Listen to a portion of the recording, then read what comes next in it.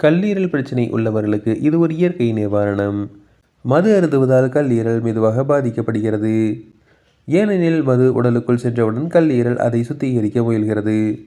ஆனால் அதிகமாக மது குடிக்கும்போது கல்லீரல் அந்த நச்சுப் பொருள்களை முழுமையாக வடிகட்ட முடியாமல் சோர்வடைகிறது. இதனால் ஃபேட்டி லிவர் அல்லது லிவர் டேமேஜ் அல்லது சிரோசிஸ் போன்ற பிரச்சனைகள் உருவாகிறது. இதை சரி செய்ய விளாம்பழத்தை நாட்டு சர்க்கரையுடன் கலந்து காலை வெறும் வயிற்றில் சாப்பிட்டு வந்தால் கல்லீரல் நச்சுப் பொருள்களை வெளியேற்றி புதிய செல்களை உருவாக்கி அதன் இயல்பான செயல்பாட்டை மீண்டும் பெற உதவுகிறது. விளாம்பழம் கல்லீரலை சுத்தம் செய்வதோடு மட்டுமல்லாமல் ஜீரண சக்தியை அதிகரிக்கவும், உடல் சூட்டை குறைக்கவும், இரத்தத்தில் உள்ள நச்சுப் பொருள்களை வெளியேற்றவும் உதவுகிறது. இதனை தினமும் 15 நாட்கள் தொடர்ச்சியாக எடுத்துக்கொண்டால் கல்லீரல் ஆரோக்கியமாக மாறுகிறது. மது அருந்துபவர்கள் ஏற்கனவே கல்லீரல் பிரச்சனை உள்ளவர்களுக்கும் இது ஒரு இயற்கையான நிவாரணமாக உள்ளது.